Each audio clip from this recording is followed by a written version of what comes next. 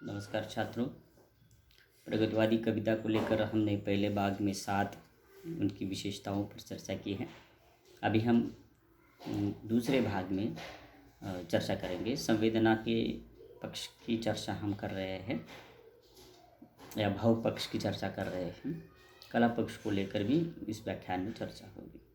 ग्राम्य प्रकृति चित्रण, ये प्रगतिवादी कविता की विशेषता पर हम चर्चा करने वाले हैं। प्रगतिवादी कवि प्रकृति को सलोनी रूप में नहीं देखते, बल्कि किसान की आंख से देखते हैं, क्योंकि ये कवि जन के प्रतिनिधि थे। अभिजात्य वर्ग की अभिव्यक्ति उनकी कोई विशेषता नहीं थी। उनके यहाँ गुलाब के सौंदर्य को स्थान नहीं मिला, जैसे कि निराला ने कुकुरमुत्ता इस कविता में गुलाब को कैपिटलिस्ट कहा था। इसलिए उनकी अभिव्यक्ति अलग ही हमारे सामने दिखाई देती है। जैसे एक उदाहरण देखिए, एक बीते के बराबर यह हरा ठिगना चना, बांध मुरेठा शीश पर, छोटे गुलाबी फूल का सजकर खड़ा हो। तो इनकी अभिव्यक्ति यथार्थ जीवन के साथ जुड़ी हुई है। छायावादी कविता में जिस प्रकार का प्रकृति का मनोरम, मनोहारी और असीम सत्ता की अभिव्यक्ति के रूप में जो हुआ था चित्र, वो यह हमारे यहाँ दिखाई नहीं देता। तो प्रगतिवादी कविता में जो क्रांति की भावना थी, वह उनके समस्त अभिव्यक्ति में हमें फैली हुई दिखाई देती है। तेज धार का कर्मठ पानी चट्टानों के ऊपर चढ़कर, तेज धार का कर्मठ पानी चट्टानों के ऊपर चढ़कर मार रहा है घूसे कसकर, तोड़ रहा है तक चट्टान।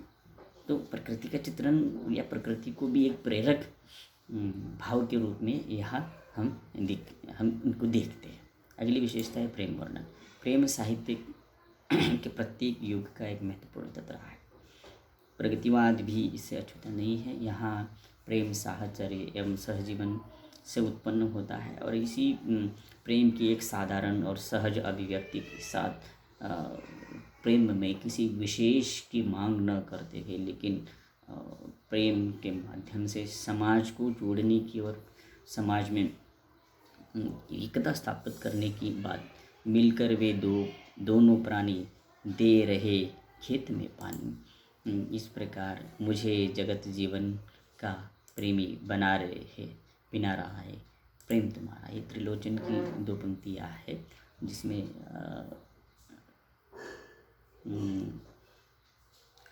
कवि कहना चाहता है कि हम प्रेम से जो समाज में एकता की स्थापना करना चाहते हैं, और ये एकता, ये एक सूत्रता जो है वह शोषक के खिलाफ आगे जाकर काम करेगी और जो मार्क्सवाद का मूल है उसकी स्थापना करेगी। इस प्रकार प्रगतिवादी कविता में हम देखते हैं कि एक ऐसी सामाजिक मुखर अभिव्यक्ति प्रगतिवादी कविता में हमें देखने के लिए मिलती है, जिसके माध्यम से वे कार्ल मार्क्स के विचारों को स्थापित करते हैं, मार्क्सवादी विचारधारा को आगे बढ़ाते हैं और भारतीय आज़ादी, भारतीय व्यक्ति, किसान, शोषित व्यक्ति, इनकी पक्षधरता के साथ साथ उनको उस सामाजिक विकास के प्रवाह में छोड़ना चाहते हैं जो उसका भागी है, हकदार है, लेकिन उसको आज़ादी के बाद भी वो नहीं मिल पा रहा है। प्रगतिवादी कविता की विशेषता को हमने 2 भागों में बांटा था। उसकी अगली विशेषता है शिल्प पक्ष। प्रगतिवादी कविता का मूल कथ्य जो था वह आंदोलन का था, इसलिए शिल्प पक्ष की ओर उन्होंने उतना ध्यान नहीं दिया। प्रगतिवादी कविता सर्वहारा, श्रमिक, किसान, दास जीवन जी रहे व्यक्तियों को लेकर अपने दायित्व और उत्तरदायित्व, कर्तव्य को निभाने के लिए वो आवश्यक मानती थी और कविता को जनता के बीच स्थापित करके अपने विचारों को पहुंचाना चाहती थी। इसलिए शिल्प पक्ष में उनके कुछ ऐसी नवीनताएं हमें देखने के लिए मिलती है जो छायावादी कविता से इतर लग जाती है। जैसे मुक्तिबोध ने एक जगह कहा है, चंद्र है, सविता है, पोस्टर ही कविता है।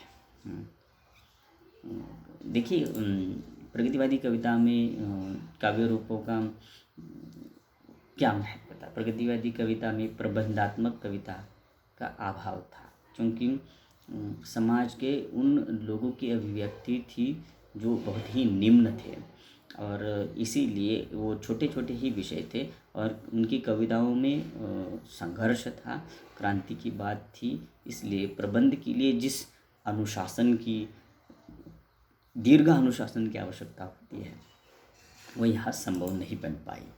भाषा की दृष्टि से प्रगतिवादी कविता की भाषा सहज थी, सरल थी, क्योंकि उसमें अभिव्यक्त जो व्यक्ति था वह जनसाधारण था। इसलिए जनसाधारण जीवन की भाषा, शब्द उसमें आए हुए थे।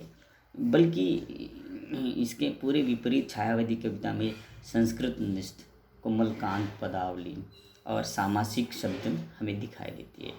मुक्तिबोध जैसा एकाध कवि इसके लिए अपवाद है कि काफ़ी गंभीर और उच्च कोटि की साहित्यिक भाषा प्रगतिवादी कवि के रूप में उन्होंने अपनी कविताओं में प्रयुक्त की। प्रगतिवादी कविता की शिल्प पक्ष की दृष्टि से तीसरी विशेषता है लोकधुन। इस काव्य में लोक धुनों पर विशेष बल दिया गया, क्योंकि इन्हें लोक में प्रचलित करना था, इन्हें लोक में जागरण के रूप में कविता लिखनी थी। उनकी प्रतिबद्धता लोक और विचार इन दोनों के साथ थी। इसलिए संघर्ष चेतना का प्रसार करने के लिए उन्होंने सहज अभिव्यक्ति के रूप में लोक धुनों का प्रचार किया था। और वो गजानन माधव भुक्तिबोध ने एक जगह कहा भी है, उठाने होंगे अभिव्यक्ति के खतरे, तोड़ने होंगे गढ़ और मठ। तो अभिव्यक्ति के खतरे लोकधुन के रूप में उन्होंने उठाए हैं, मुक्त छंद की कविता के रूप में भी उठाए हैं, और इसीलिए तुक और नियमों से मुक्ति भी इन लोगों ने पाई हुई दिखाई देती है। बिंब विधान की दृष्टि से देखिए, बिंब प्राय सामान्य जीवन से ही लिए गए हैं। छायावादी कविता में जो बिंब थे उनसे लोक जीवन और साधारण अनुभव से संबंधित नहीं थे। वे पारलौकिक थे, वो प्रकृति से जुड़े हुए थे। लेकिन यहाँ तो सामान्य बिंबों को ही लिया गया है, क्योंकि उसको सामान्य जीवन के साथ जोड़ना था। जैसे कि गीत गाकर घर लौटते मजदूर, पसीने में भीगा किसान, ये एक यथार्थ अभिव्यक्ति दिखाई देती है। जैसे धूप चमकती है, चांदी की साड़ी पहने, मायके में आई बेटी की तरह है मगन है। ये इस प्रकार की धूप कैसे चमकती है, जैसे चांदी की साड़ी पहनी हुई जैसे, और घर आए बेटी की जैसे धूप होती है वैसे।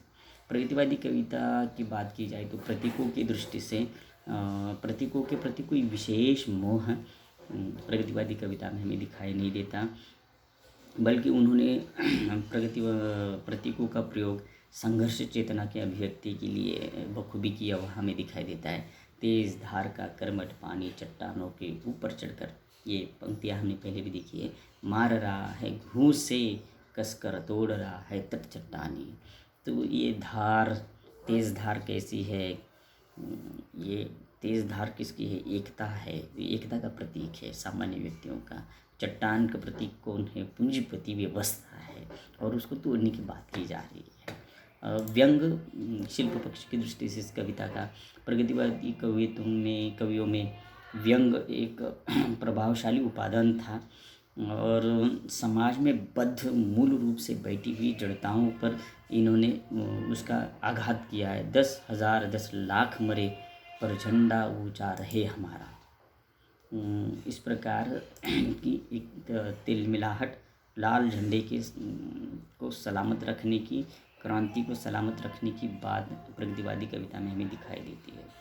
क्रांति के साथ एक नवीन धारणा को स्थापित करने का प्रयास और उसकी पहल प्रगतिवादी कविता में हमें दिखाई देती है।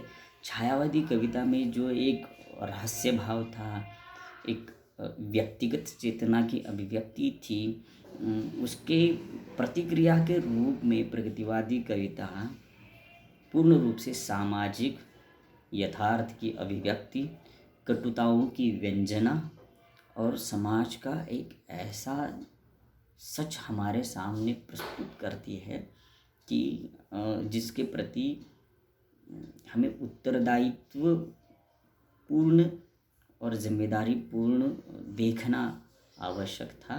और आज़ादी के पूर्व से आज़ादी तक के इस युग में राजनीतिक जिम्मेदारियाँ या आज़ादी के बाद हमें किन प्रश्नों से जूझना है और उसके उत्तर क्या होने चाहिए संभावित, इसका समस्त रूप से विमर्शन प्रगतिवादी कविता करती है। इस दृष्टि से देखा जाए तो प्रगतिवादी कविता की उपादेयता राष्ट्रीय स्तर पर, राष्ट्र निर्माण के स्तर पर काफ़ी व्यापक है। और इस दृष्टियों से भी हमें ये देखना आवश्यक है कि जब देश आज़ाद हो रहा था तो उस समय हमें कैसी आज़ादी चाहिए और किनको आज़ादी और कैसे आज़ादी मिलनी चाहिए, इसको लेकर उस समय के सृजनशील लोगों ने विमर्श किया था। और आज़ादी के बाद भी प्रगतिवादी कविता लिखी गई। गजानन माधव मुक्तिबोध हो, दिनकर हो, बाबा नागार्जुन हो, इन लोगों ने समय समय पर इस प्रकार की कविताओं को लिखा और लोगों का दिशा दर्शन करने का पहल भी की और प्रशंसनीय एक प्रशस्त मार्ग भी आने वाले कवियों को निर्माण करने का बहुत महत्वपूर्ण कार्य प्रगतिवादी कविता ने किया। धन्यवाद।